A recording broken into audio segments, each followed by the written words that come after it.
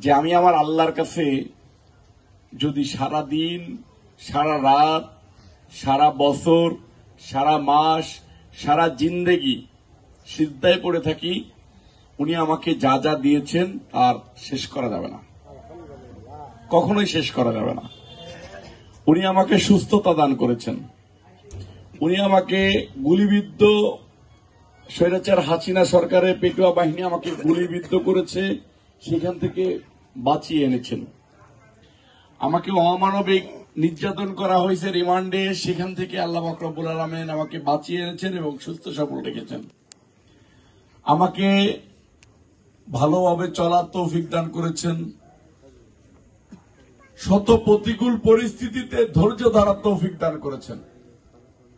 আপনাদের মতো এরকম জ্ঞানী গুণী মানুষের ভালোবাসায় পাওয়ার তৌফিক দান করেছেন আমাকে। আমি কি এই এত শত নিয়ামত কখনোই সিজদায় পড়ে আল্লাহ শুকরিয়া আদায় করে শেষ করতে পারবো? আমার দ্বারাই সম্ভব না। আমি শুধু আল্লাহর কাছে আপনাদের মধ্য দিয়ে চাই, আল্লাহ পাক রব্বুল আলামিন যেন আপনাদের সেবা করার তৌফিক দান করে আমাকে। আমার জীবনের শেষ দিন পর্যন্ত আমি আপনাদের সেবা করতে চাই। আমাকে সুযোগ করে দিবেন? হাত তুলে বলেন তো, সুযোগ করে দিবেন? মা বোনরা সুযোগ করে দিবেন? আপনাদের সেবা করার সুযোগ দিবেন? আমিন। আমি শুধু এতটুকু চাই। আচ্ছা, আপনারা একটা জিনিস বলেন তো, এই 9 নম্বর ওয়ার্ডের থেকে আমার দ্বারাই কেউ চিকিৎসা সেবা পেয়েছেন? পাইছেন?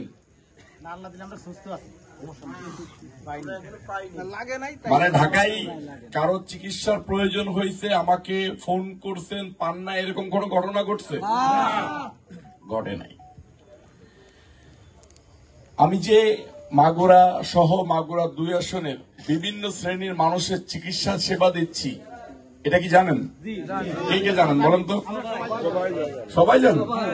আলহামদুলিল্লাহ। আচ্ছা, আমি কি ডাক্তার? আমি কি এমপি? আমি কি মাগুরার নেতা?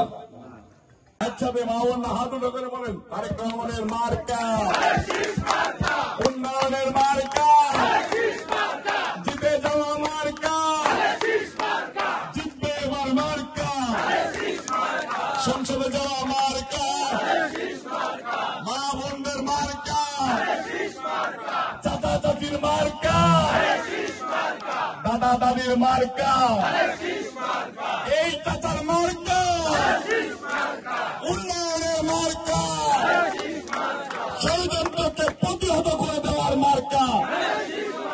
সকলকে ধন্যবাদ জানিয়ে আজকের মতো বিদায় নিচ্ছি। আসসালামু আলাইকুম।